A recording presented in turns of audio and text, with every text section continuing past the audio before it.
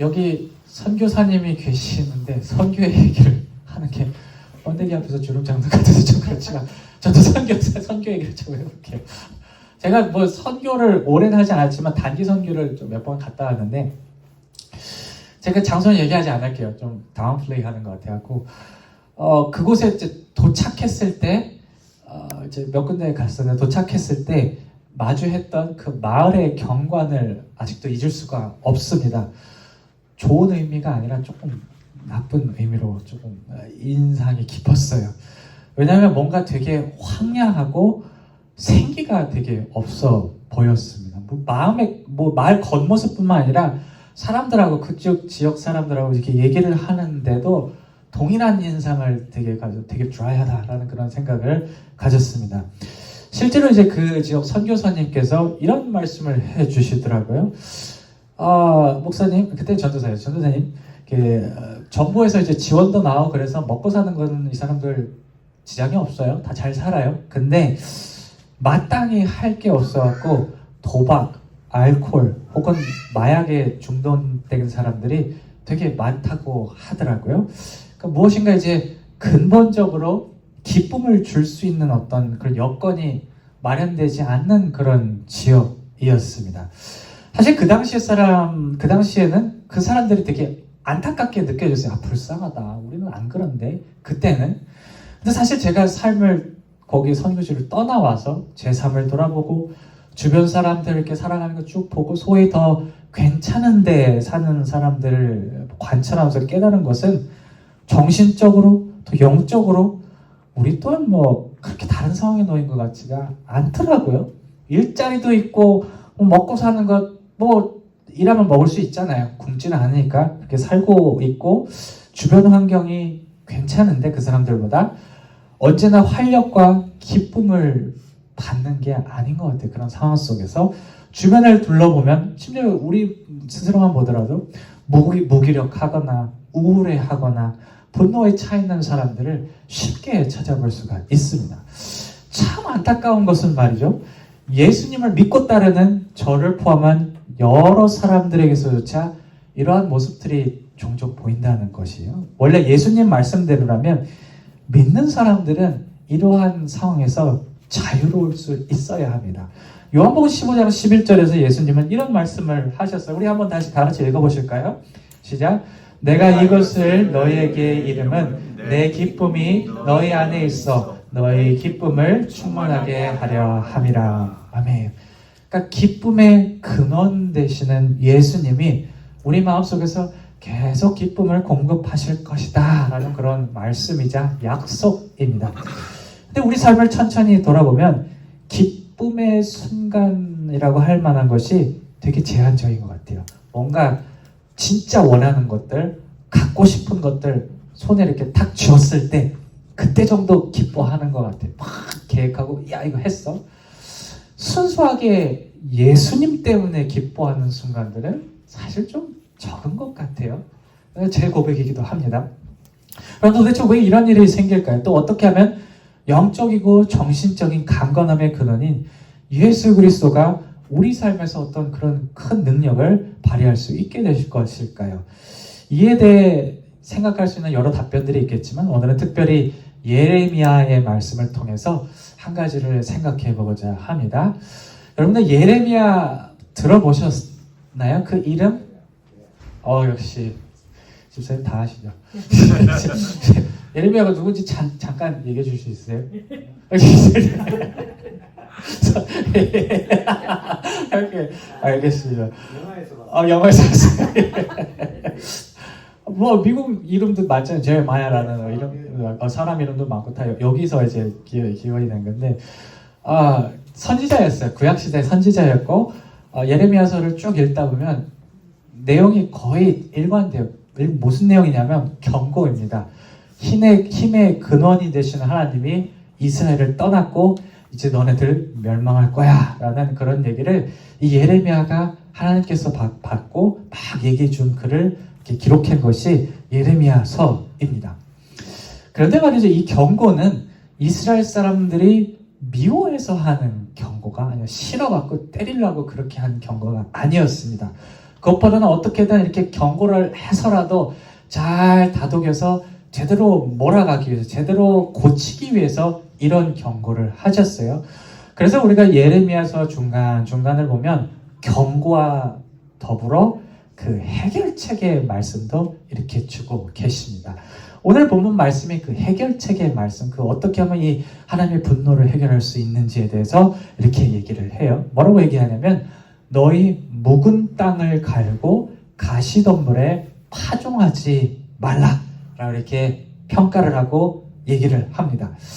본문의 묵은 땅은 그 old, fallow ground라고 되어 있는데 unmaintained the land라고 해서 이제 뭐 이렇게 오랫동안 경작하지 않은 밭을 얘기하는데 이 밭은 이스라엘 사람의 내면에 있는 신앙의 모습을 의미를 합니다. 그동안 구체적으로 신앙 관리가 잘 되지 않고 방치가 돼 있다는 사실을 얘기하고 있어요. 근데 우리가 한 가지 생각해 볼 것은 말이죠. 이스라엘 사람들이 신앙이 없는 게 아니었습니다.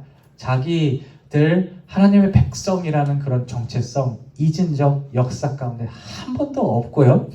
그리고 늘 예루살렘 성전에 가서 예배드리고 제사드리고 하는 행동 계속 했습니다. 오늘 기준으로 말하면 교회도 주기적으로 다녔고 기도도 하고 할 건 다 했다는 말입니다. 그런데 이렇게 나름대로 신앙생활을 했던 이스라엘 사람들에 대한 하나님의 평가가 그들의 신앙을 방치했다라는 평가예요. 이것이 무슨 뜻이냐면 신앙의 외형, 겉모습은 유지했는데 마음은 다른 데로 가 있다는 사실이에요. 다시 말해 그들은 겉으로 이야기하고 보여주는 주님에 대한 것들이 마음속에도 동일하게 있어야 되는데 그들의 진짜 마음은 다른 것들을 늘 생각하고 있다는 것이죠. 이스라엘의 어떤 그런 다른 마음들, 구약 성서에서 얘기하는 여러 가지 다른 마음들 가운데 가장 문제시 여기는 그 마음이 뭐냐면 물질입니다. 돈에 대한 마음이 되게 문제였어요. 이스라엘이 정착하고 먹고 사는 문제가 어느 정도 해결되니까 부를 늘리고 부가 가져오는 편안함을 누리는 것에 정신을 팔리게 되었어요. 그들에게 문제가 되었던 또 다른 하나는 다른 신에 대한 그런 믿음이었습니다. 다른 신들이 해줄 수 있다는 것들, 예를 들어서 이 신한테 가면 물질의 축복을 준대, 이 신한테 가면 지혜를 준대, 이 신한테 가면 행운을 준대 하는 것들에 마음이 혹하여서 넘어간 것입니다. 오늘 본문은 신앙의 겉모습을 유지했지만 마음이 다른 데가 있는 이러한 상태를 가시덤불이 자라난 묵은 땅이라고 표현을 해요. 사실 겉에 보여지는 신앙 그리고 내면에 자리하고 있는 신앙이 잘 일치되지 않는 이런 상황은 우리 또한 이렇게 자유롭지 못한 것 같습니다.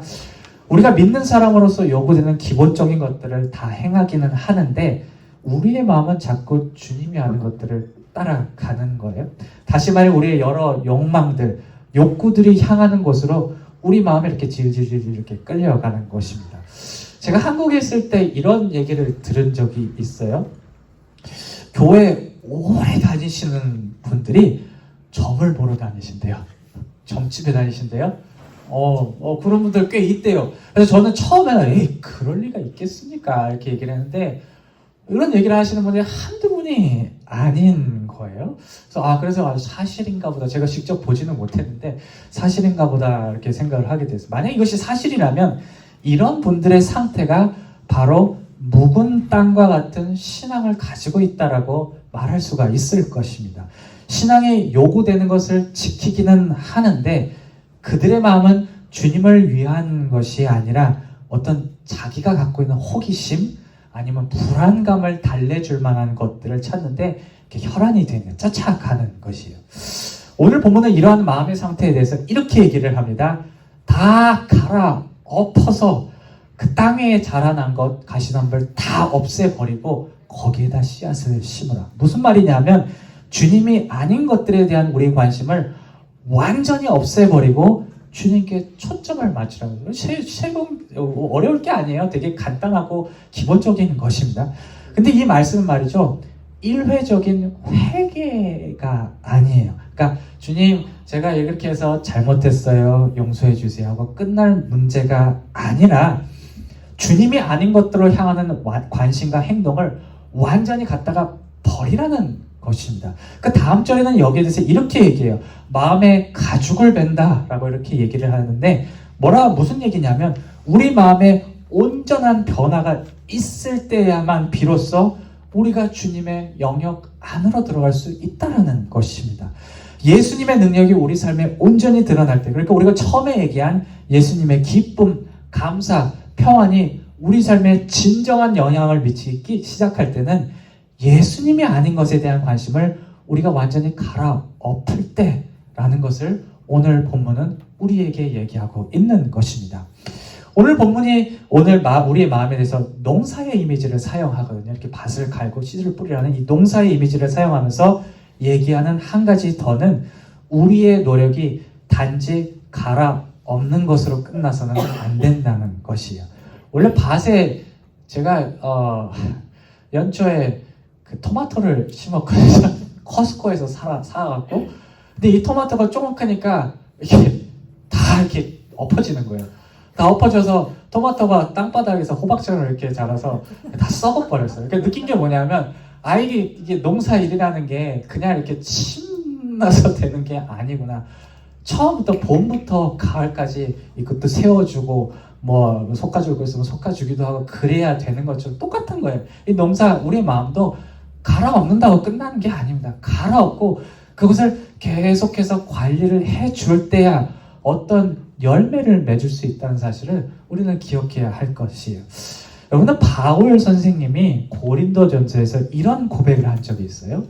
나는 날마다 죽노라. 고린도전서 15장 31절인데 예수님을 그렇게 잘 따랐던 바울 선생님도 주님에 대한 것이 그 내면에 유지될 수 있도록 날마다 정말 죽음을 느낄 정도로 힘썼다는 고백입니다. 그만큼 마음을 갈아엎는 것만큼이나 그 상태를 유지하는 것이 정말 중요하다는 사실입니다. 제가 한국에서 이제 신학대학교에 대학원에 다닐 때 기숙사에 제가 살았어요. 징글징글하게 살았어요. 한 10년을 사는 걸 느끼고 있어요. 그래서 싫어요. 같이 사는 게 그때 너무 싫어서 혼자 살고 싶었는데 주님께서 그렇게 안 만들어 주시더라고요. 이유가 있던 것 같아요. 왜냐 그 살면서 좋은 사람들을 이렇게 많이 만났어요. 같이. 물론 이상한 사람들도 만났는데 그때 기억나는 분이 한 분 계세요. 그때 제가 20대 후반이었는데 저보다 한 10살은 많으셨을 거예요. 제 지금 나이 되는 것 같네요. 제 지금 나이 된 분이 늦가기로 이렇게 신학을 하기 시작해서 사회도 생활도 하고 이렇게 경험도 많고 그러신 분들이 저랑 같이 방을 쓰게 됐는데 그분하고 같이 있으면 그렇게 마음이 편한 거예요. 왜냐하면 언제나 되게 차분하시고 인자한 미소가 늘 얼굴에서 떠나시지 않았기 때문에 그냥 같이 이렇게 있는 것만 해도 되게 즐거웠던 그런 분이었어요. 그래서 저는 그분이 태어날 때부터 그런 줄 알았어요. 태어날 때부터 이렇게 성격이 좋은 줄 알았는데 집사님 왜 오세요? 집사님 성격이 이렇게 좋으세요? 동의하세요 혹시? 저는 그래서 이게 처음부터 좋은 줄 알았어요. 근데 살면서 그게 단지 자기 성격만이 아닐까 했구나라는 것을 깨달을 시점이 있었습니다. 그때가 언제냐면 그분이 정말 매 순간 기도하시는 거예요. 같이 기숙사니까 같이 이렇게 숙식도 같이 했어요. 자고 일어나고 하는 거 아니야. 아침부터 저녁까지 보게 되면 아침에 일어나 눈 뜨자마자 기도하고 식사하고 기도하고 그리고 저한테 이런 말을 많이 했어요. 정수야, 내가 기도실에 좀 다녀올게. 그 얘기를 정말 맨날 이렇게 했던 게 이렇게 기억이 나요. 그러니까 그분이 그렇게 선하고 차분한 성품을 유지하시는 중요한 이유가 정말 끊임없이 주님을 그 마음 안에 품기 위해 노력했기 때문이구나라는 그런 생각이 어느 순간인가 들더라고요. 그러니까 예수님이 이분께 주시는 기쁨과 평안이 그냥 주어지는 게 아니라 끊임없이 마음을 갈아엎고 경작한 결과라는 사실을 제가 알게 되었고 지금도 제 삶을 돌아보는 기준이 되었습니다. 말씀을 정리할게요. 여러분, 예수님을 믿는 믿음에는 능력이 반드시 있습니다. 우리를 회복시키시고 기쁨과 용기를 주시며 이를 통해 우리를 선하게 인도해 주세요. 여기 모인 모든 분들께서 이 능력 안에 거하시기를 소망합니다. 특별히 우리 마음 안에 있는 주님이 아닌 것들에 대한 것들을 버리고 마음의 밭을 일구어 나가고 계속 관리해 나갈 때 이러한 주님의 놀라운 은혜가 삶을 충만하게 세워줄 것을 믿고 살아가는 저 여러분들이 되시기를 주님의 이름으로 축원합니다.